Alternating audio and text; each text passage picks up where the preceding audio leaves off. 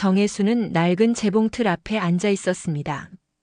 75살의 손가락이지만 바늘이 천을 뚫고 지나가는 리듬을 따라 움직이는 그 손길은 여전히 젊은 날의 숙련된 솜씨를 간직하고 있었어요.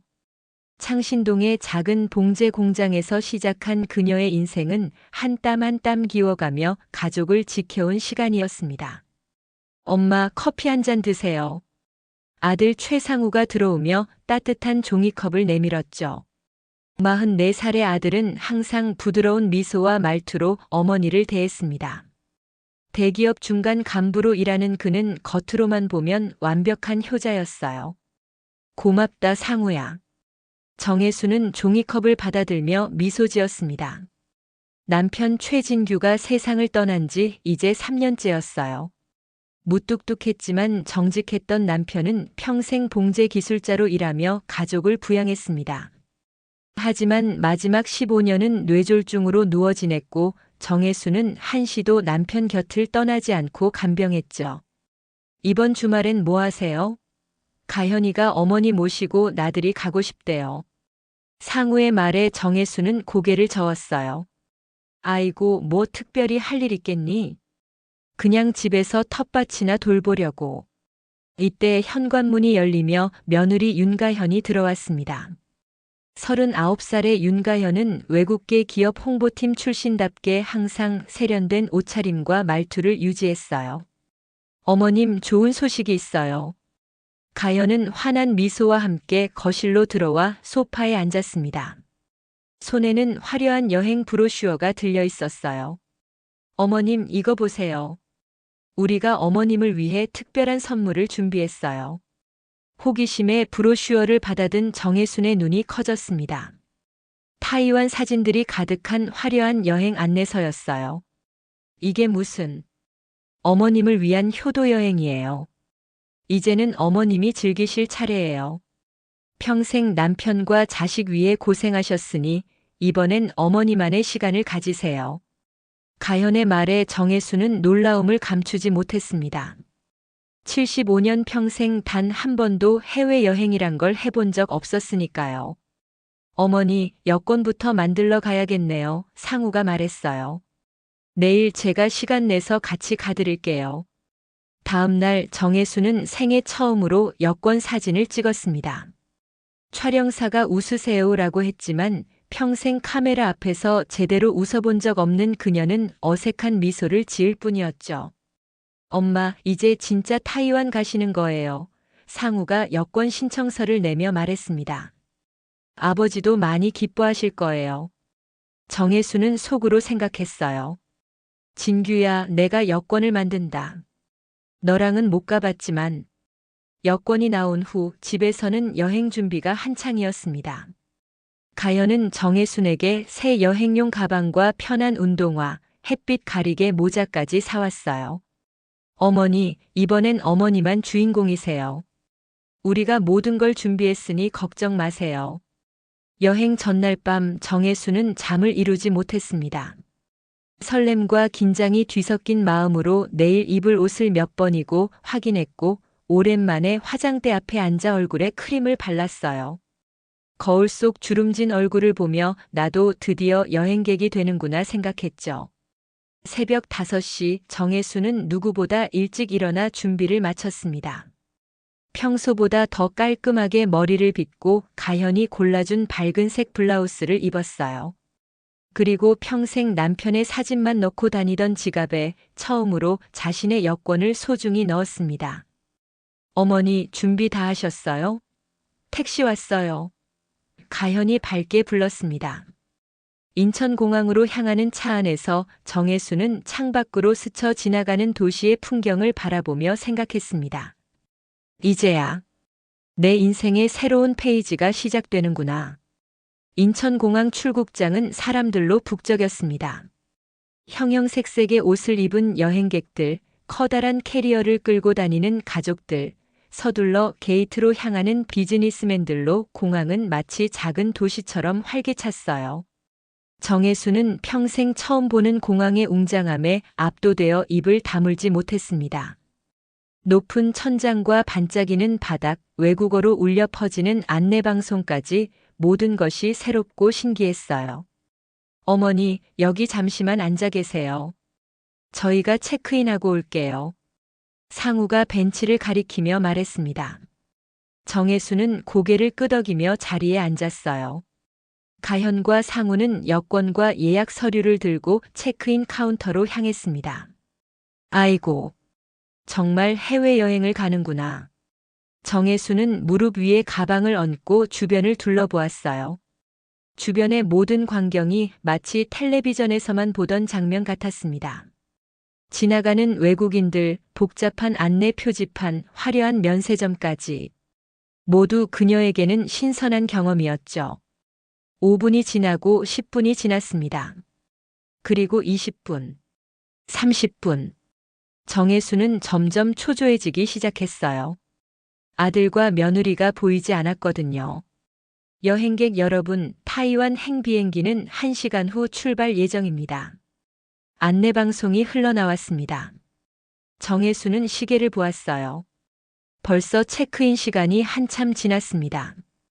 불안한 마음에 그녀는 일어나 체크인 카운터 쪽을 향해 걸어갔어요. 저기, 타이완 가는 비행기 체크인이 어디인가요? 정혜순이 안내 데스크에 서 있던 직원에게 조심스레 물었습니다. 타이완 항공사 체크인은 저쪽 이 카운터에서 하고 있습니다. 안내를 받고 이 카운터로 향한 정혜수는 긴 줄을 지나 항공사 직원에게 다가갔어요. 저기, 제 아들이랑 며느리가 체크인하러 왔었는데. 최상우, 윤가현 씨요. 직원은 컴퓨터를 확인한 후 고개를 저었습니다. 죄송합니다만 그 성함으로 된 예약은 없습니다. 아니, 그럴 리가. 정혜순 이름으로는요? 직원은 다시 키보드를 두드렸습니다. 정혜순님. 네, 여기 있네요. 하지만 이 예약은 오늘 아침에 취소되었습니다. 취소요? 그럴 리가 없어요. 지금 출발 준비하러 왔는데. 정혜순의 목소리가 떨렸습니다. 손은 무의식적으로 가방을 꼭 쥐었어요. 시스템상 오늘 오전 8시 12분에 취소 처리되었습니다. 죄송합니다. 정혜수는 휴대폰을 꺼내 상우에게 전화를 걸었습니다. 하지만 전화기가 꺼져 있습니다라는 안내만 들려왔어요. 가현의 번호로 걸어도 마찬가지였습니다. 아들, 어디 갔니? 정혜수는 공항 여기저기를 돌아다니며 상우와 가현을 찾았습니다. 화장실도 들여다보고 식당가도 둘러보고 심지어 면세점까지 헤맸지만 두 사람은 보이지 않았어요. 2시간이 지났습니다. 정혜수는 지친 몸을 공항 벤치에 기대 앉았어요. 목이 말라 물 한 병을 사서 마셨습니다. 그리고 다시 전화를 걸었지만 여전히 전화기가 꺼져 있습니다라는 메시지만 반복될 뿐이었죠. 혹시 내가 잘못 알았나? 정혜수는 가방에서 여행 서류를 꺼내 확인했습니다. 그곳에는 분명히 오늘 날짜와 비행편이 적혀 있었어요. 착각이 아니었습니다. 해가 저물기 시작했습니다. 오전에 도착해 6시간 넘게 공항에서 기다린 정혜수는 마지막 희망을 걸고 공항 안내소를 찾았어요. 혹시 제 아들과 며느리가 메시지를 남겼을까요? 최상우, 윤가현이요. 안내소 직원은 미안한 표정으로 고개를 저었습니다. 없습니다, 할머니. 혹시 다른 장소에서 만나기로 약속하셨나요? 아니, 여기서 같이 체크인하기로 했는데. 정혜순의 눈에 눈물이 고였습니다. 수십 년 인생에서 이렇게 막막한 적이 있었을까요? 낯선 공항에 혼자 남겨진 75살의 노인, 연락 두절된 아들과 며느리. 그리고 취소된 여행. 할머니, 혹시 도움이 필요하시면 경찰에 신고하실 수도 있어요. 안내소 직원의 말에 정혜수는 천천히 고개를 저었습니다. 경찰에 아들을 신고한다는 것은 상상도 할 수 없는 일이었어요. 아니, 괜찮아요. 집에 가볼게요. 정혜수는 무거운 발걸음으로 공항 출구를 향해 걸었습니다. 택시를 타고 집으로 돌아가는 길 창밖으로 어둑해진 서울의 풍경이 스쳐 지나갔어요. 그녀의 마음속에는 의문과 불안, 그리고 서서히 피어오르는 섬뜩한 예감이 가득했습니다. 택시가 아파트 단지 앞에 멈췄습니다. 정혜수는 지갑에서 돈을 꺼내 요금을 치렀어요. 한숨을 깊게 내쉬며 엘리베이터를 탔습니다. 15년간 살아온 3층짜리 아파트, 남편과 함께 아들을 키워온 그 공간으로 돌아가는 발걸음이 무겁게 느껴졌죠. 아파트 문 앞에 선 정혜수는 평소처럼 비밀번호를 눌렀습니다. 123456 아들이 기억하기 쉽게 설정해준 번호였어요. 삐삐삐. 문이 열리지 않았습니다. 다시 한번 123456. 삐삐삐. 정혜순의 심장이 빠르게 뛰기 시작했어요. 왜 비밀번호가 작동하지 않는 걸까요? 혹시 잘못 눌렀나 싶어 천천히 다시 눌러봤지만 여전히 문은 열리지 않았습니다. 그 순간 정혜수는 자신이 완전히 버려졌다는 섬뜩한 현실을 깨달았어요. 공항에서의 일 연락이 닿지 않는 아들과 며느리, 그리고 이제는 자신의 집에도 들어갈 수 없게 된 상황. 모든 것이 계획된 것이었습니다. 정혜수는 문 앞에 무릎을 꿇고 앉았습니다. 평생 가족을 위해 바친 그녀의 삶이 이렇게 배신으로 끝나다니. 눈물이 볼을 타고 흘러내렸어요. 왜 이러는 거니, 상우야? 정혜수는 아파트 복도에 한참을 그렇게 주저앉아 있었습니다. 시간이 얼마나 흘렀는지 모를 정도로 멍한 상태였어요. 우편함에서 쏟아져 나온 편지들이 바닥에 흩어져 있었습니다. 아무 생각 없이 그것들을 주워들던 정혜순의 시선에 붉은색 등기우편 봉투가 들어왔어요. 이게 뭐지? 손 떨리는 손으로 봉투를 뜯은 정혜순은 안에서 나온 서류를 천천히 펼쳤습니다. 부동산 등기부등본이었어요. 집 주소와 소유자 이름이 적힌 부분을 보는 순간 그녀의 눈이 커졌습니다. 소유자 항목에는 최상우라는 이름이 선명하게 적혀 있었어요. 어떻게? 이게 어떻게? 정혜수는 머릿속이 혼란스러웠습니다. 이 집은 분명 남편 최진규의 이름으로 되어 있었고 진규가 세상을 떠난 후에도 여전히 그의 이름으로 남아 있었을 텐데요. 언제 어떻게 아들 이름으로 바뀐 것일까요? 봉투 안에는 또 다른 서류도 있었습니다. 위임장 사본이었어요. 그리고 그 위임장에는 정혜순의 도장이 찍혀 있었습니다. 아이고, 이게 말이 돼. 정혜순은 그 도장을 바라보며 기억을 더듬었습니다. 3달 전 상우가 가져온 보험 서류에 도장을 찍어준 기억이 났어요. 어머니, 이제 보험금 수령인을 어머니 이름으로 바꿔놓는 게 좋을 것 같아서요. 라고 했던 상우의 말이 귓가에 맴돌았습니다. 그것이 보험 서류가 아니라 집 명의를 이전하는 위임장이었던 거예요. 정혜수는 손으로 입을 막았습니다.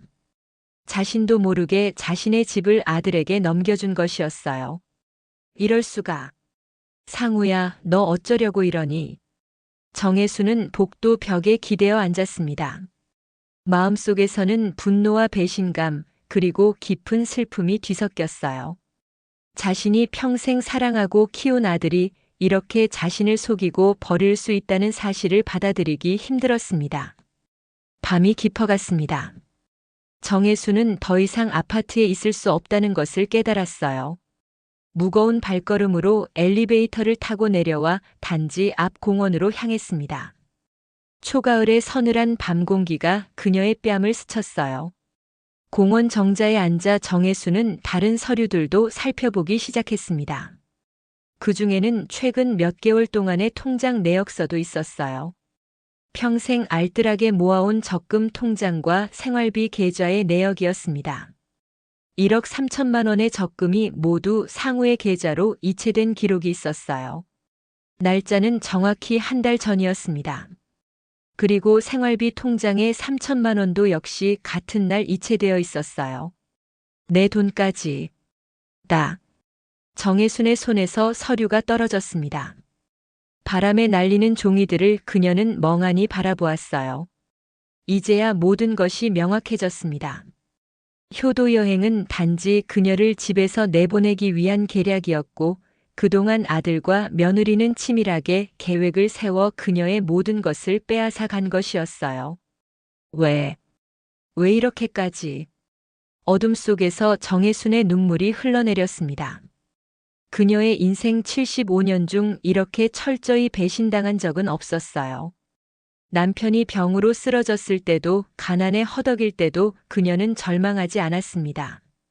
하지만 지금 자신의 핏줄이 저지른 이 배신은 그녀의 존재 자체를 부정하는 것만 같았어요.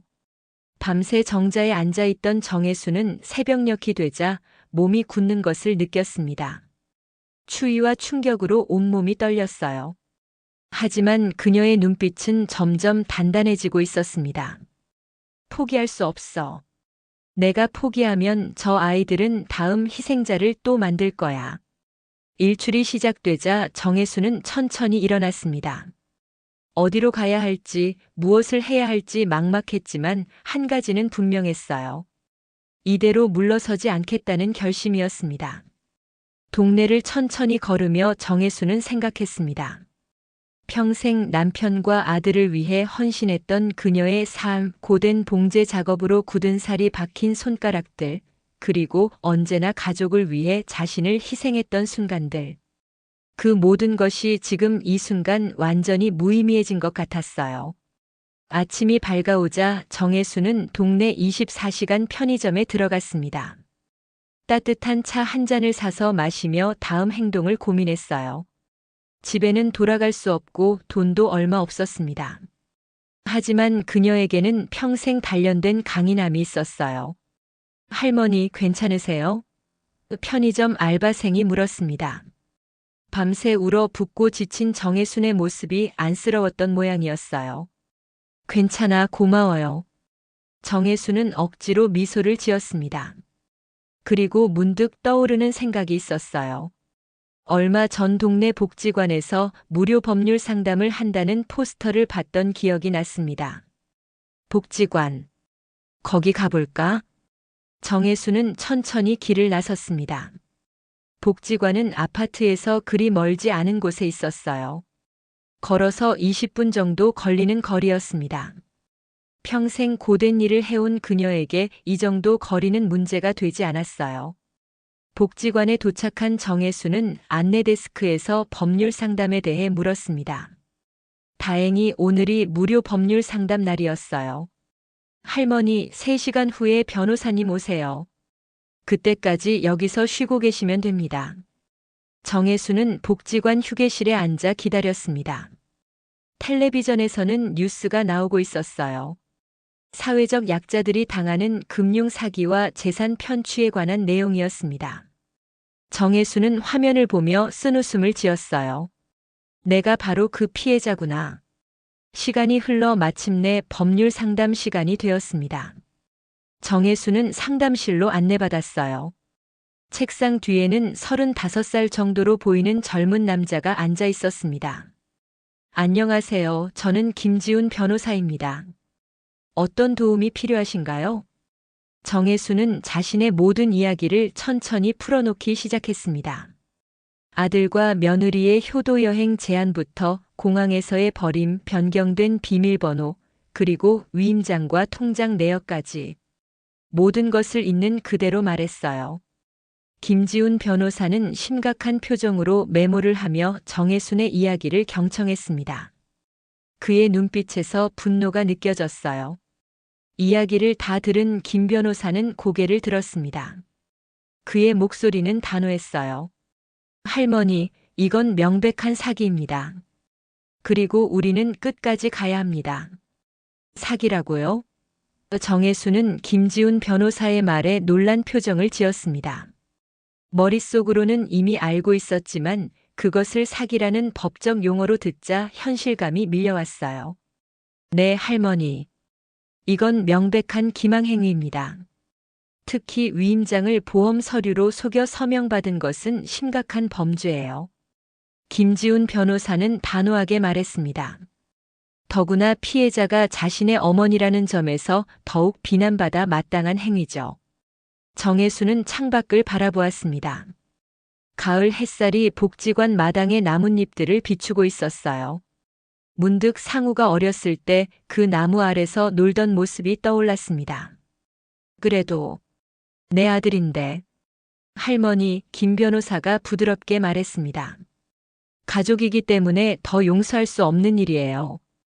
어머니의 신뢰를 이용한 계획적 범죄입니다. 정혜수는 깊은 한숨을 내쉬었습니다. 50년 전 갓 태어난 상우를 품에 안았던 그 순간이 생각났어요. 그때 그녀는 아들을 위해 무엇이든 하겠다고 다짐했었습니다. 하지만 지금 그 아들은 어떻게 해야 할까요? 우선 은행부터 가봐야겠어요. 통장 내역을 정확히 확인하고 가능하다면 계좌 이체를 중지시켜야 합니다. 정혜순과 김 변호사는 복지관을 나와 근처 은행으로 향했습니다. 은행 창구에서 정혜순은 신분증을 제시하고 통장 내역을 요청했어요. 죄송합니다만 이 계좌들은 모두 출금이 완료되었네요.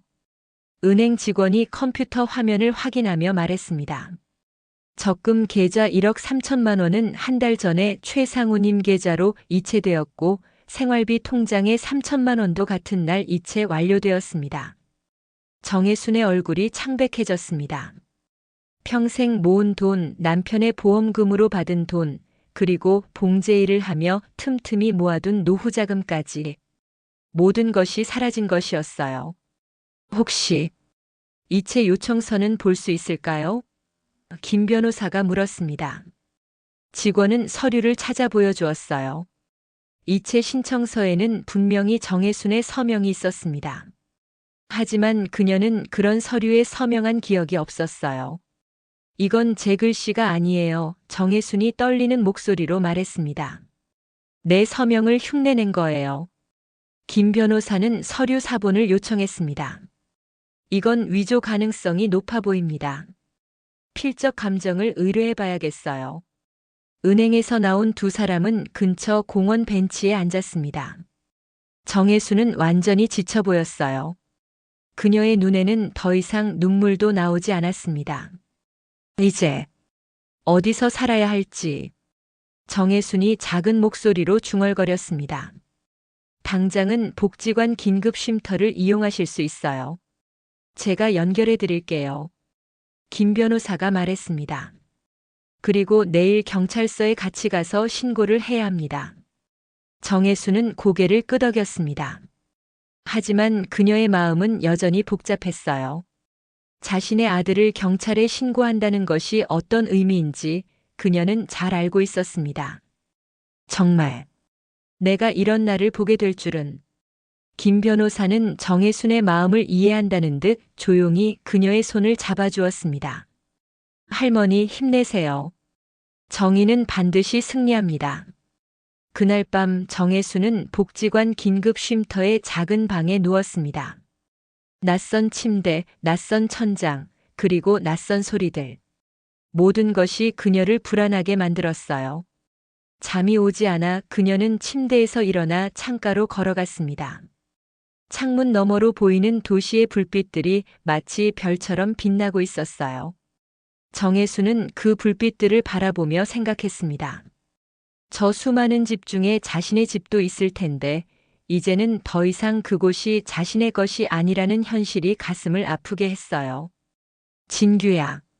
정혜수는 고인이 된 남편을 불렀습니다. 우리 아들이 이렇게 변할 줄 알았니? 내가 뭘 잘못한 거야? 창가에 기대어 밤을 지새운 정혜수는 새벽녘에야 잠깐 눈을 붙였습니다. 그리고 아침 6시 그녀는 결심했어요. 더 이상 피해자로 머물지 않겠다는 굳은 의지였습니다. 나도 싸울 수 있어. 아침 8시 김 변호사가 약속대로 쉼터를 찾아왔습니다. 정혜수는 이미 준비를 마치고 그를 기다리고 있었어요. 할머니 잘 주무셨어요? 김 변호사가 물었습니다. 정혜수는 담담하게 대답했어요. 아니요, 하나도 못 잤어요. 하지만 괜찮아요. 이제 내가 할 일을 알았으니까요. 두 사람은 가까운 경찰서로 향했습니다. 신고 접수를 하고 정혜수는 상세한 진술을 했어요. 공항에서의 일, 집 비밀번호 변경, 위조된 위임장과 이체 신청서, 그리고 모든 재산이 사라진 과정까지 세세하게 설명했습니다. 최상우와 윤가현 두 사람이 함께 계획한 것으로 보입니다. 담당 형사가 진술을 듣고 말했습니다. 공항 CCTV를 확인해 보겠습니다. 그들이 정말 공항에 왔다가 할머니를 두고 사라졌는지 확인할 수 있을 거예요. 정혜수는 고개를 끄덕였습니다. 아들의 배신이 증거로 남아있다는 사실이 아이러니하게도 그녀에게 안도감을 주었어요. 경찰서를 나온 정혜순과 김 변호사는 카페에 들렀습니다. 따뜻한 차를 마시며 앞으로의 계획을 논의했어요. 할머니, 이 사건을 좀 더 알려야 한다고 생각해요. 김 변호사가 말했습니다. 이런 노인 재산 갈취 사건이 요즘 많이 발생하고 있거든요. 할머니의 용기가 다른 피해자들에게도 힘이 될 수 있어요. 정혜수는 잠시 고민했습니다. 자신의 이야기가 공개된다는 것은 부끄러운 일이기도 했어요. 하지만 동시에 자신처럼 고통받는 사람들에게 도움이 될 수 있다면. 그럴까요? 내 이야기가 도움이 될까요? 네, 분명히요. 할머니의 용기가 다른 어르신들을 지킬 수 있을 거예요. 그날 오후 정혜수는 김 변호사의 도움으로 자신의 이야기를 담은 짧은 영상을 찍었습니다. 그녀의 담담한 목소리로 전한 진실은 단순한 개인의 불행이 아니라 사회적 문제의 한 단면을 보여주는 증언이었어요. 저는 정혜순입니다. 75살이고 평생 봉제일을 하며 가족을 위해 살아왔습니다. 그런데 제가 키운 아들과 며느리가 저를 버렸습니다. 제 집과 제 돈, 모든 것을 빼앗아 갔어요. 하지만 저는 포기하지 않겠습니다. 제가 이렇게 이야기하는 것은 저와 같은 일을 당하는 어르신들이 없기를 바라서입니다. 여러분, 가족이라도 의심스러운 서류에는 도장을 찍지 마세요. 그리고 혼자가 아니라는 것을 기억하세요. 김 변호사는 이 영상을 SNS에 올렸습니다. 처음에는 몇십 명만 보던 영상이 점점 퍼져나가기 시작했어요. 사람들은 정혜순의 이야기에 분노했고 응원의 메시지를 보냈습니다. 그리고 마침내 한 방송국에서 연락이 왔어요. 정혜순의 이야기를 뉴스로 다루고 싶다는 요청이었습니다. 할머니, 이제 시작입니다. 김 변호사가 말했습니다. 정의는 반드시 실현될 거예요. 정혜수는 창밖을 바라보았습니다. 어두운 밤하늘에 별들이 빛나고 있었어요. 그녀의 눈에도 오랜만에 희망의 빛이 깃들었습니다. 그래. 내가 포기하면 저 아이들은 다음 희생자를 또 만들 거야. 끝까지 가봐야지. 아침 햇살이 쉼터의 작은 창문으로 스며들었습니다. 정혜수는 어제보다 조금 더 단단한 마음으로 일어났어요. 지난밤 그녀의 영상은 10만 조회수를 넘어섰고 댓글란에는 응원과 격려가 가득했습니다. 낯선 사람들의 따뜻한 말들이 그녀에게 용기를 주었어요. 할머니, 오늘 방송국에서 인터뷰가 있습니다. 김지훈 변호사가 오전 9시에 쉼터를 찾아와 말했습니다. 괜찮으신가요? 정혜수는 천천히 고개를 끄덕였어요. 괜찮아요. 이제 더 이상 숨을 일도 부끄러울 일도 없으니까요. 복지관 직원이 제공해준 깔끔한 옷으로 갈아입은 정혜수는 거울 앞에 섰습니다. 75년 인생의 흔적이 고스란히 담긴 얼굴, 굳은 살이 박힌 손, 그리고 이제는 슬픔보다 결의가 더 깊게 패인 눈빛이 그녀를 마주보고 있었어요. 진규야, 나 괜찮아. 걱정하지 마. 고인이 된 남편에게 말하듯 중얼거린 정혜수는 가방을 들고 김 변호사와 함께 방송국으로 향했습니다. 방송국 로비는 분주했어요. 정혜수는 처음 보는 카메라와 조명 장비들 사이에서 조금 긴장했지만 담담하게 인터뷰실로 안내되었습니다. 정혜순 할머니, 정말 용기 내주셔서 감사합니다. 젊은 여성 앵커가 따뜻하게 인사했어요. 할머니의 이야기가 많은 분들에게 경각심을 줄 거예요. 인터뷰는 예상보다 순조롭게 진행되었습니다. 정혜수는 자신의 이야기를 차분하게 전했어요. 평생 봉제 공장에서 일한 이야기, 남편의 오랜 병간호, 그리고 아들 내외가 계획한 효도 여행과 그 뒤에 숨겨진 잔인한 배신까지. 가장 힘드셨던 순간은 언제였나요? 앵커가 물었습니다. 정혜수는 잠시 생각에 잠겼어요. 공항에서 몇 시간을 기다리며 아들이 정말 나를 버렸다고 깨달았을 때였어요. 그때는 세상이 무너지는 것 같았습니다. 그런데도 할머니께서는 포기하지 않으셨죠? 네, 포기했다면 제 아들 내외는 또 다른 사람을 해칠 수 있으니까요. 나 하나 다치는 것보다 더 많은 사람들이 이런 일을 당하지 않는 게 중요하다고 생각했어요. 인터뷰 영상은 그날 저녁 뉴스에 방영되었습니다. 조용하지만 강인한 정혜순의 목소리는 많은 사람들의 마음을 울렸어요. 방송 직후 방송국 게시판과 SNS에는 비슷한 피해를 당했거나 경험한 사람들의 제보가 이어졌습니다. 저희 어머니도 비슷한 일을 당했어요. 이런 범죄가 생각보다 많이 일어나고 있네요. 정혜순 할머니, 끝까지 함께하겠습니다. 김 변호사는 이러한 반응들을 정혜순에게 보여주었습니다. 할머니, 보세요. 할머니의 용기가 얼마나 많은 사람들에게 영향을 주고 있는지. 정혜수는 화면을 바라보며 고개를 끄덕였어요. 자신의 아픔이 다른 이들에게 도움이 된다는 사실이 그녀에게 작은 위안이 되었습니다. 방송 이틀 후 경찰에서 연락이 왔습니다. 공항 CCTV가 확보되었고 최상우와 윤가현이 정혜순을 공항에 두고 떠나는 장면이 포착되었다는 소식이었어요. 두 명 모두 할머니가 체크인 카운터로 향하는 반대편으로 빠져나가는 모습이 찍혔습니다. 담당 형사가 설명했습니다. 명백한 계획 범죄로 보입니다. 그날 오후 경찰은 최상우와 윤가현에게 출석 요구서를 발송했습니다. 하지만 두 사람은 불응했어요.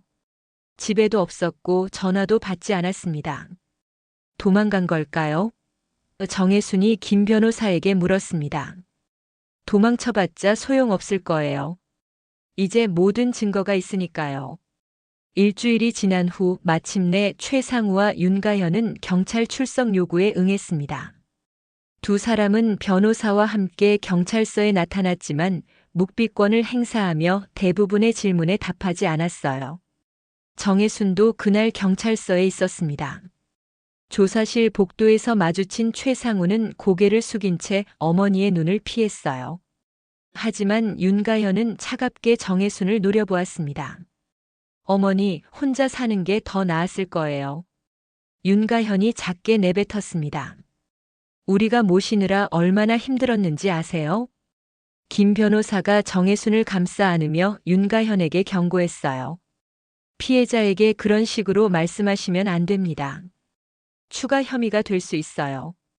그날 밤 쉼터로 돌아온 정혜수는 평소보다 더 침울해 보였습니다. 아들의 숙인 고개와 며느리의 차가운 눈빛이 계속 머릿속에 맴돌았어요. 왜 그렇게 됐을까? 정혜수는 창가에 앉아 밤하늘을 바라보며 중얼거렸습니다. 내가 뭘 그렇게 잘못했을까? 다음 날 아침 김 변호사가 중요한 소식을 들고 왔습니다. 검찰이 최상우와 윤가현을 사기 및 배임으로 기소했다는 내용이었어요. 검찰이 어제 두 사람의 계좌를 전부 동결시켰습니다. 그리고 할머니 명의로 소유권 이전 가처분 신청도 했고요. 그게 무슨 뜻인가요? 할머니의 집과 재산을 임시로 보호한다는 뜻입니다. 재판 전까지는 아무도 그 재산에 손대지 못해요. 정혜순의 눈에 희망의 빛이 돌아왔습니다. 그럼 내 집을 되찾을 수 있는 건가요? 네, 가능성이 높습니다. 재판에서 승소하면 모든 재산을 되찾으실 수 있어요. 이 소식은 정혜순에게 큰 위로가 되었습니다. 비록 지금은 쉼터에서 지내고 있지만 언젠가 자신의 집으로 돌아갈 수 있다는 희망이 생긴 것이었어요. 그날 오후 정혜순은 복지관의 컴퓨터 교실을 찾았습니다. 자원봉사자의 도움을 받아 그녀는 자신의 이야기를 더 많은 사람들과 나누기 위한 블로그를 만들었어요. 정혜순의 이야기라는 제목의 블로그에는 그녀의 일기와 같은 글들이 올라가기 시작했습니다. 처음에는 부끄러웠어요. 내 아들이 이런 짓을 했다는 게 말이에요.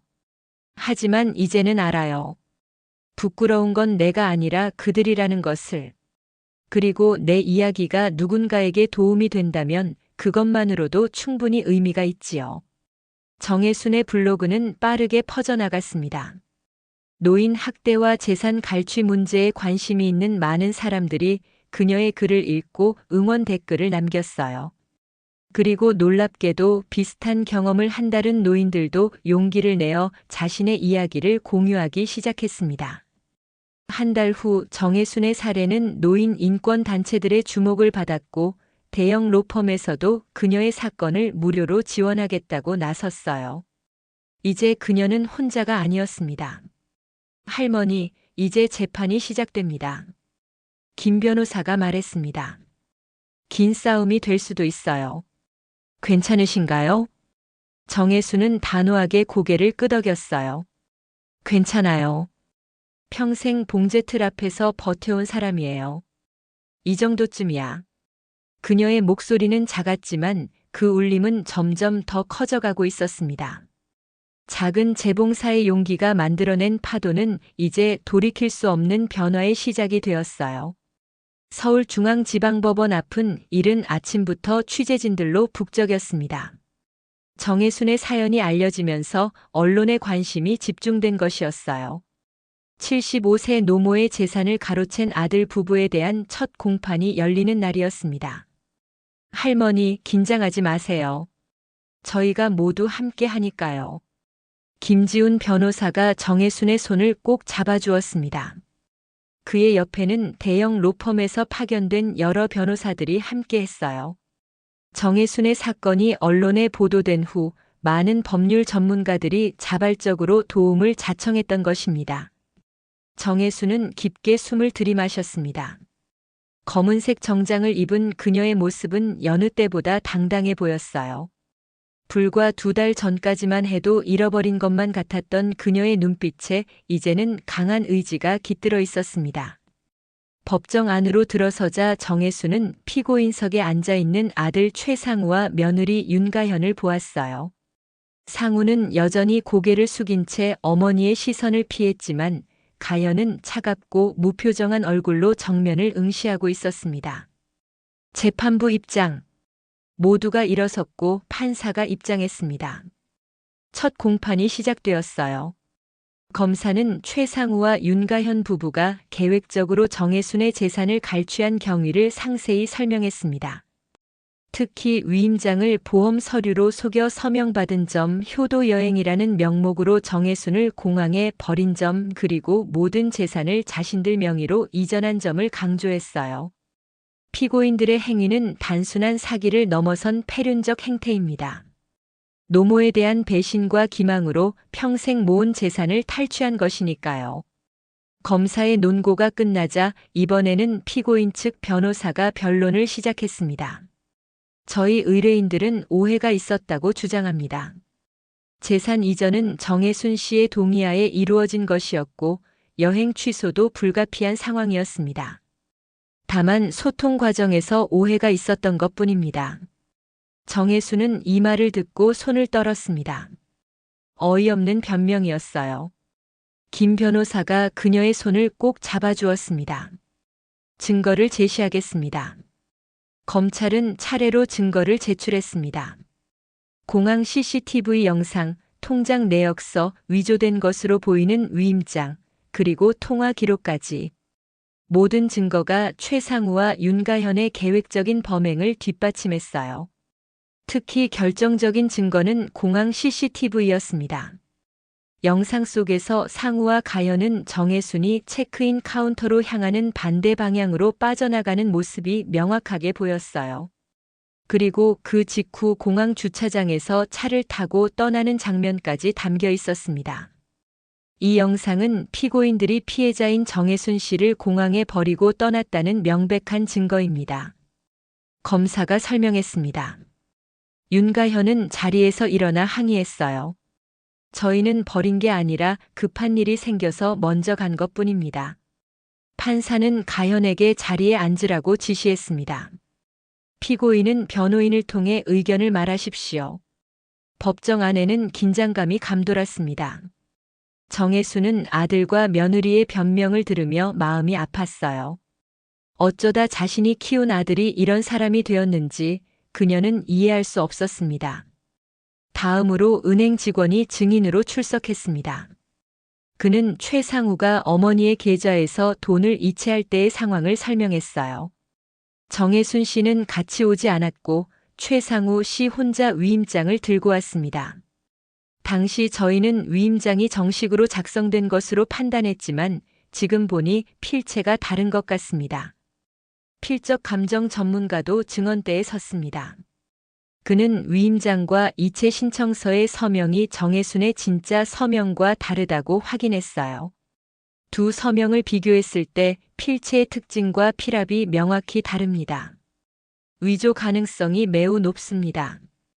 재판은 6시간 동안 계속되었습니다. 정혜순은 지쳐 보였지만 끝까지 단단한 표정을 유지했어요. 마침내 그녀가 증언대에 서는 순간이 왔습니다. 정혜순 씨, 법정에서 진실만을 말할 것을 선서합니다. 정혜순은 떨리는 손으로 선서서에 서명했습니다. 그리고 천천히 자신의 이야기를 시작했어요. 저는 평생 봉제 공장에서 일하며 가족을 위해 살아왔습니다. 남편이 뇌졸중으로 쓰러졌을 때도 15년 동안 한시도 곁을 떠나지 않고 간병했어요. 그리고 아들 상우는 제 전부였습니다. 정혜순의 목소리가 살짝 떨렸지만 그녀는 계속해서 이야기를 이어갔어요. 효도 여행을 간다고 했을 때 정말 행복했어요. 평생 해외여행 한 번 못 가봤거든요. 남편과도 가보고 싶었지만 그러다 공항에서 버려졌습니다. 그리고 집에 돌아가 보니 비밀번호가 바뀌어 있었고 우편함에서 모든 진실을 알게 되었어요. 정혜순의 눈에서 눈물이 흘러내렸지만 그녀는 손으로 재빨리 닦아냈습니다. 평생 모은 돈 1억 6천만 원이 모두 사라졌어요. 그리고 집까지. 모든 것을 잃었습니다. 피고인석에서 최상우는 고개를 더 깊이 숙였습니다. 하지만 윤가현은 여전히 차갑게 정혜순을 바라보고 있었어요. 검사가 정혜순에게 물었습니다. 아들과 며느리가 이렇게 할 것이라고 예상하셨나요? 정혜순은 고개를 저었어요. 아니요. 꿈에도 생각하지 못했습니다. 상우는 어릴 때부터 착한 아이였어요. 어쩌다 이렇게 된 걸까요? 정혜순의 증언이 끝난 후 최상우와 윤가현도 증언대에 섰습니다. 상우는 대부분의 질문에 기억이 나지 않는다고 대답했고 가현은 오해가 있었다며 책임을 회피했어요. 저희는 어머니를 모시는 게 힘들었을 뿐입니다. 어머니가 이해해 주시길 바랐어요. 이 말을 들은 정혜순은 무거운 한숨을 내쉬었습니다. 정말 자신이 그렇게 부담스러운 존재였을까요? 그녀는 마음속으로 되물었어요. 첫 공판이 마무리되고 다음 재판 일정이 잡혔습니다. 법원을 나서는 정혜순의 주변으로 취재진들이 몰려들었지만 김 변호사와 다른 변호사들이 그녀를 보호해 주었어요. 할머니, 오늘 정말 용기 내주셔서 감사합니다. 김 변호사가 말했습니다. 첫 재판이 생각보다 잘 진행되었어요. 증거도 충분하고 판사님께서도 이 사건을 심각하게 받아들이신 것 같습니다. 정혜순은 피곤한 표정으로 고개를 끄덕였어요. 고마워요, 지훈 씨. 당신이 없었다면 여기까지 오지 못했을 거예요. 그날 저녁 쉼터로 돌아온 정혜순은 창가에 앉아 생각에 잠겼습니다. 법정에서 마주한 아들의 모습이 자꾸만 떠올랐어요. 그녀가 그토록 사랑했던 아들이 이제는 피고인이 되어 법정에 서 있는 현실이 여전히 믿기지 않았습니다. 진규야, 우리 아들이 어쩌다 이렇게 됐을까? 정혜순은 하늘을 바라보며 중얼거렸습니다. 하지만 그녀의 마음속에는 이제 슬픔만 있는 것이 아니었어요. 그곳에는 새로운 결의가 자라고 있었습니다. 이제 돌아갈 수 없어. 끝까지 가봐야지. 창밖으로 서울의 밤이 깊어갔습니다. 정혜수는 자신의 작은 손으로 창틀을 꽉 쥐었어요. 오늘 그녀는 법의 문을 두드렸고 그 문은 조금씩 열리고 있었습니다. 재판은 생각보다 빠르게 진행되었습니다. 증거가 명백했고 사회적 관심도 높았기 때문이었어요. 3번의 공판 끝에 마침내 선고일이 다가왔습니다. 선고 당일 법정은 사람들로 가득 찼습니다. 정혜순의 사연에 공감한 시민들, 비슷한 피해를 당한 노인들, 그리고 노인 인권단체 회원들까지 많은 사람들이 그녀를 지지하기 위해 모였어요. 정혜순은 김지훈 변호사와 함께 법정에 입장했습니다. 오늘은 특별히 남편 최진규가 평소 좋아했던 옥색 블라우스를 입었어요. 마치 남편의 영혼이 자신과 함께 하길 바라는 마음이었습니다. 할머니, 긴장하지 마세요. 오늘이 마지막입니다. 김 변호사가 작게 속삭였습니다. 정혜수는 고개를 끄덕였어요. 그녀의 눈빛은 오늘따라 더욱 단단해 보였습니다. 2달간의 법적 공방을 거치며 그녀는 이제 더 이상 무기력한 피해자가 아니었어요. 자신의 권리를 당당히 주장하는 한 사람의 시민으로 성장해 있었습니다. 피고인석에는 여전히 최상우와 윤가현이 앉아 있었습니다. 상우는 지난 재판들보다 더 초췌해 보였고 가현은 여전히 차가운 표정이었지만 그 눈빛에는 불안함이 엿보였어요. 재판부 입장. 모두가 일어섰고 판사가 입장했습니다. 법정은 숨죽인 긴장감으로 가득 찼어요. 피고인 최상우, 윤가현에 대한 사기 및 배임 사건 선고를 시작하겠습니다. 판사는 차분한 목소리로 판결문을 읽기 시작했습니다.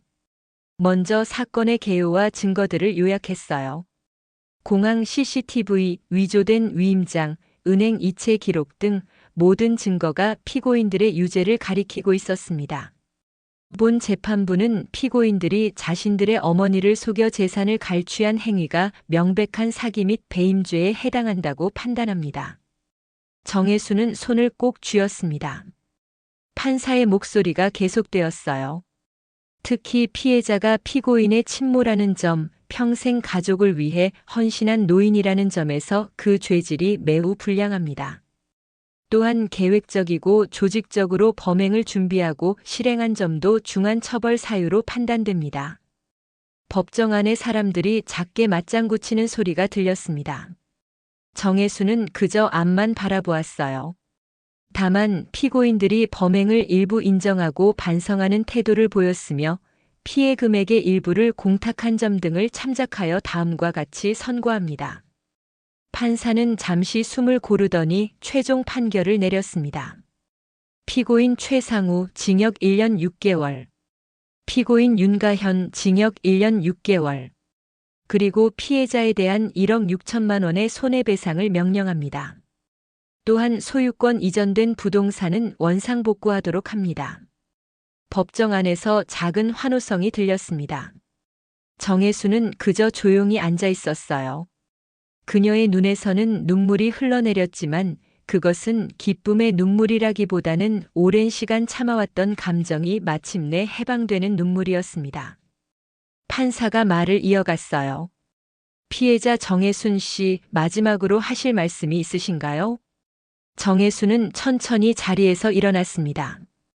법정 안의 모든 사람들이 그녀를 바라보고 있었어요. 그녀는 잠시 침묵했다가 맑고 단호한 목소리로 말했습니다. 저는 평생 봉제 일을 하며 가족을 위해 살아왔습니다. 남편이 아프고 세상을 떠나고 나서도 저는 아들 하나만 보고 살았어요.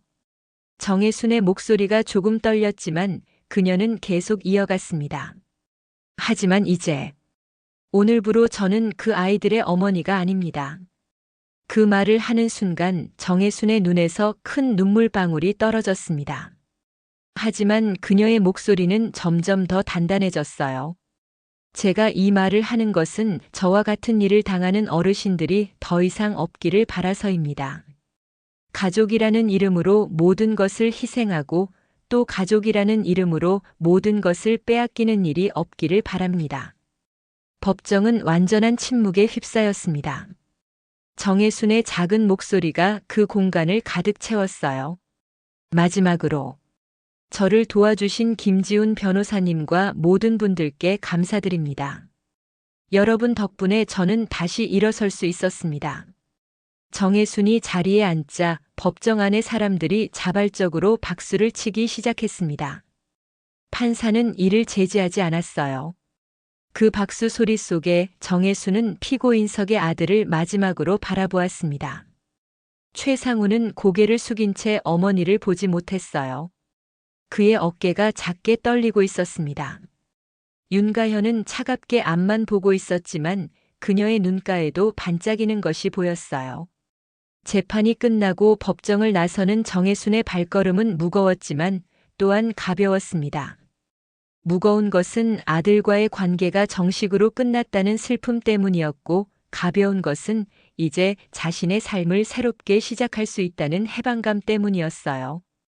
법원 앞에는 많은 취재진이 기다리고 있었습니다. 카메라 플래시가 터지고 기자들이 질문을 쏟아냈어요. 정혜순 할머니 소감이 어떻습니까? 아들과는 화해할 생각이 없으신가요? 앞으로의 계획은 무엇인가요? 김 변호사가 정혜순을 보호하며 기자들의 질문을 차단했습니다. 오늘은 더 이상의 인터뷰는 없습니다. 정혜순 할머니께서 충분히 지치셨습니다. 차에 오른 정혜순은 창밖으로 모여든 사람들을 바라보았습니다. 그들 중에는 비슷한 상황에 처한 노인들도 있었고 정혜순을 응원하기 위해 온 시민들도 있었어요. 지훈 씨, 저 사람들이 다 나 때문에 모인 건가요? 김 변호사는 미소 지으며 고개를 끄덕였습니다. 네, 할머니. 할머니의 용기가 많은 사람들에게 힘이 되었어요. 정혜순은 창문에 손을 얹었습니다. 그리고 작게 중얼거렸어요. 그럼 내가 겪은 일이 헛되지 않은 거네요. 차가 출발하며 법원이 점점 멀어졌습니다. 정혜순은 뒤돌아보지 않았어요. 그녀의 앞에는 새로운 길이 펼쳐져 있었습니다. 할머니, 이제 어디로 가실 건가요? 김 변호사가 물었습니다. 집은 아마 한 달 정도 후에 돌아가실 수 있을 거예요. 정혜순은 고개를 저었어요. 그 집에는 더 이상 돌아가고 싶지 않아요. 너무 많은 기억이 그곳에 있어서요. 그럼 어디로 갈까요? 정혜순은 창밖으로 흐르는 서울의 풍경을 바라보며 생각에 잠겼습니다. 그리고 문득 떠오르는 것이 있었어요. 얼마 전에 복지관에서 노년 협동주택이라는 걸 소개받았어요.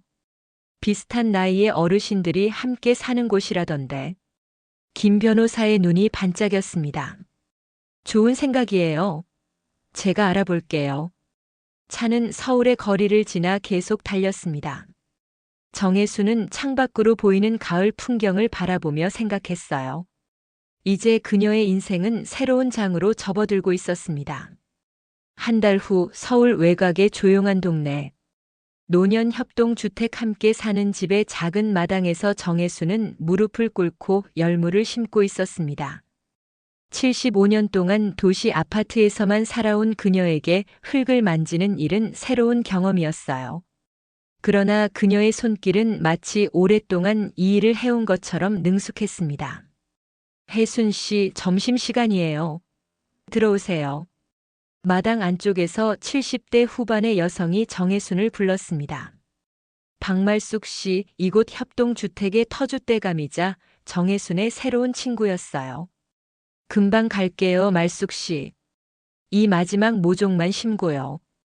정혜순은 흙 묻은 손을 털며 일어났습니다. 2달 전만 해도 상상할 수 없었던 모습이었어요.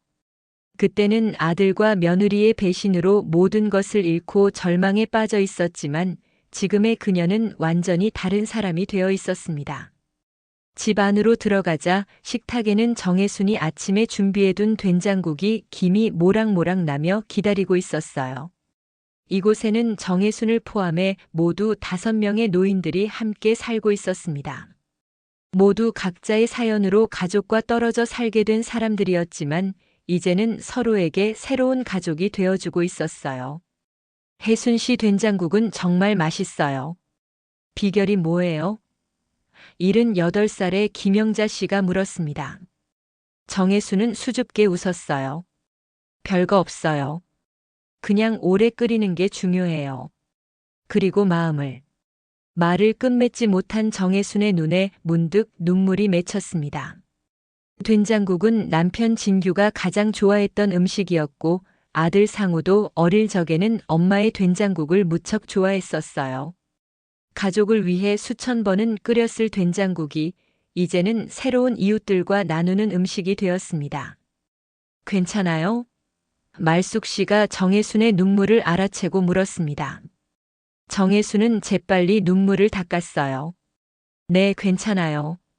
그냥 문득 옛 생각이 나서요. 식사를 마친 후 정혜순은 자신의 방으로 돌아왔습니다. 15제곱미터의 작은 공간이었지만 그녀에게는 충분했어요. 침대와 작은 책상, 그리고 창가에 놓인 화분들까지 모두 그녀가 직접 선택하고 배치한 것들이었습니다. 벽에는 남편 진규의 사진이 걸려 있었어요. 정혜수는 사진 앞에 서서 조용히 이야기했습니다. 진규야, 오늘도 나 잘 지내고 있어. 걱정 마. 창가에 앉아 다이어리를 꺼낸 정혜수는 천천히 오늘의 일기를 쓰기 시작했어요. 이 다이어리는 김지훈 변호사가 선물해 준 것으로 재판이 끝난 날부터 매일매일의 생각과 감정을 기록해왔습니다. 2025년 4월 22일. 오늘은 열무를 심었다. 흙을 만지니 어릴 적 시골에서 살던 기억이 났다. 그때는 열무김치가 그렇게 맛있었는데 이번에 담그면 영자 씨와 말숙 씨가 좋아할까? 된장국도 끓였다. 옛날에는 누군가를 위해 끓이는 음식이었는데 이제는 나를 위한 음식이 되었다. 정혜순의 일기는 계속되었습니다. 새롭게 시작한 생활에 대한 기록, 가끔씩 찾아오는 상우에 대한 그리움, 그리고 조금씩 치유되어가는 마음의 상처까지. 모든 것을 솔직하게 적었어요. 오후에는 복지관에서 운영하는 컴퓨터 교실에 참석했습니다. 처음에는 키보드조차 어색했던 정혜순이었지만 이제는 제법 인터넷 검색도 하고 간단한 문서 작업도 할 수 있게 되었어요. 정혜순 할머니, 오늘은 이메일 보내는 법을 배워볼까요? 젊은 선생님이 미소 지으며 물었습니다. 네, 배우고 싶어요. 지훈 씨에게 이메일을 보내고 싶거든요. 김지훈 변호사는 여전히 정혜순의 든든한 지원자였습니다. 재판이 끝난 후에도 집 정리와 새 거처 마련, 그리고 재산 관리까지 모든 면에서 도움을 주었어요. 그는 이제 단순한 법률 조력자를 넘어 정혜순에게 가족과 같은 존재가 되어 있었습니다. 컴퓨터 수업을 마치고 집으로 돌아오는 길 정혜순은 작은 꽃집에 들렀습니다.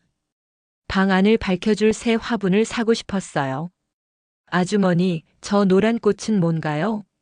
정혜순이 점원에게 물었습니다. 금잔화예요. 생명력이 강해서 초보자도 키우기 쉬운 꽃이랍니다. 정혜순은 환하게 웃었어요.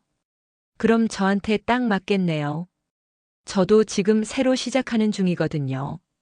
집으로 돌아오는 길 노란 금잔화 화분을 품에 안은 정혜순의 발걸음은 가벼웠습니다. 이제 그녀의 인생은 완전히 새로운 국면에 접어들었어요. 더 이상 누군가의 어머니가 아닌 오직 자신으로서의 삶이 시작된 것이었습니다. 저녁 시간 협동주택의 공용 거실에서는 작은 모임이 열렸습니다. 주택에 사는 노인들과 근처에 사는 이웃들도 몇 명 찾아와 함께 이야기를 나누고 있었어요. 정혜순님, 이번에 책 동아리를 한번 만들어 보는 게 어떨까요? 주택 관리를 담당하는 사회복지사가 제안했습니다.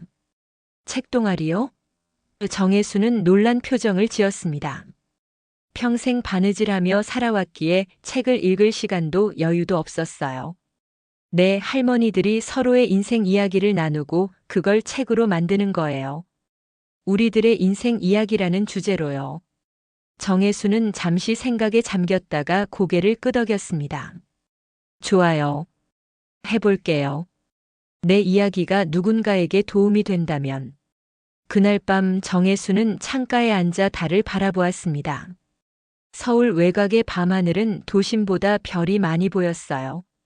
그녀는 문득 자신의 인생이 얼마나 달라졌는지 생각했습니다. 4개월 전만 해도 그녀는 아들과 며느리를 위해 헌신하는 어머니였습니다. 그런 그녀가 이제는 자신만의 시간을 가지고 새로운 취미와 친구들을 만들며 완전히 다른 삶을 살고 있었어요. 정혜수는 뜬 눈으로 밤을 지새웠습니다. 하지만 이번에는 슬픔이나 불안 때문이 아니라 새로운 계획과 희망으로 가득 찬 마음 때문이었어요. 다음 날 아침 정혜수는 평소보다 일찍 일어나 마당으로 나갔습니다. 새벽 공기는 차갑고 상쾌했어요. 그녀는 심어놓은 열무 모종에 물을 주며 속삭였습니다. 잘 자라라. 너도 나처럼 새 삶을 시작하는 거야. 한 달 후 열무는 푸르게 자랐고 정혜수는 첫 수확을 했습니다. 직접 담근 열무김치는 협동주택 식구들 사이에서 큰 인기를 끌었어요. 특히 그녀의 된장국과 함께 먹으면 그 맛이 일품이라며 모두가 칭찬했습니다. 책동아리도 시작되었고 정혜수는 자신의 이야기를 조금씩 풀어나갔어요. 봉제 공장에서의 고된 나날들, 남편의 병간호, 아들을 키우며 느꼈던 기쁨과 슬픔, 그리고 마지막 배신과 재판까지 모든 이야기를 솔직하게 나누었습니다. 정혜수님의 이야기는 정말 감동적이에요. 동아리 회원들이 말했습니다. 그 모든 고난을 이겨내고 지금의 행복을 찾으셨으니까요. 정혜수는 그저 수줍게 웃을 뿐이었어요. 하지만 내심 자신의 인생이 누군가에게 영감을 줄 수 있다는 사실에 뿌듯함을 느꼈습니다. 가을이 깊어가던 어느 날 정혜수는 김지훈 변호사와 함께 점심을 먹었습니다. 그는 정기적으로 그녀를 찾아와 안부를 묻고 필요한 도움을 주었어요. 할머니, 정말 달라지셨어요. 김 변호사가 말했습니다. 처음 뵈었을 때는 너무 지쳐 보이셨는데 지금은 빛이 나는 것 같아요. 정혜수는 미소 지었어요. 내 인생에서 처음으로 나로 살고 있거든요. 누구의 엄마나 아내가 아닌 그냥 정혜순으로. 그리고 할머니, 한 가지 좋은 소식이 있어요. 김 변호사가 말했습니다. 최근에 노인 재산 갈취 방지법이 국회에서 논의되고 있어요. 할머니의 사례가 많은 영향을 미쳤대요. 정혜순의 눈이 커졌습니다. 정말요? 내 이야기가 그런 변화를 만들 수 있다니. 네, 정혜순법이라고 불리기도 한데요. 정혜순은 숟가락을 내려놓았습니다. 그녀의 눈에 눈물이 맺혔어요. 자신의 고통이 다른 이들의 상처를 예방하는 데 도움이 된다는 사실이 그녀에게는 가장 큰 위로였습니다. 그날 저녁 정혜수는 다이어리에 길게 글을 썼습니다. 그리고 마지막에 이렇게 적었어요. 오늘 나는 깨달았다. 내 삶은 여전히 의미가 있다는 것을. 아들을 잃었지만 더 넓은 가족을 얻었다. 집을 잃었지만 새로운 보금자리를 찾았다. 그리고 무엇보다 나 자신을 찾았다. 이제 누구의 엄마로서가 아니라 나 정혜순으로서 살아간다. 오늘도 내 삶을 새로 심는다. 밖에서는 가을비가 내리기 시작했습니다. 정혜순은 창문을 열어 비 오는 냄새를 맡았어요. 새롭고 신선한 공기가 그녀의 방을 가득 채웠습니다. 마치 그녀의 새 인생처럼. 정혜수는 창가에 놓인 금잔화를 바라보았습니다. 꽃이 활짝 피어 노란빛을 발하고 있었어요. 그녀도 이제 자신만의 색깔로 피어나고 있었습니다. 늦게 시작한 인생이지만 그만큼 더 찬란한 인생이었어요. 진규야, 나 이제 정말 괜찮아. 정혜수는 남편의 사진을 바라보며 미소 지었습니다. 우리 아들도 언젠가는 이해할 수 있겠지? 창밖으로 내리는 빗소리를 들으며 정혜수는 조용히 눈을 감았습니다. 그리고 오늘도 내일도 그녀는 자신의 이름으로 된 시간을 살아갈 것입니다. 이렇게 정혜순의 이야기는 끝이 아닌 새로운 시작을 맞이했습니다. 아픔을 딛고 일어선 한 여성의 용기 있는 여정은 많은 이들에게 희망의 메시지가 되었습니다. 그리고 그녀는 지금도 서울 외곽의 작은 협동주택에서 자신만의 삶을 새롭게 가꾸어 나가고 있습니다.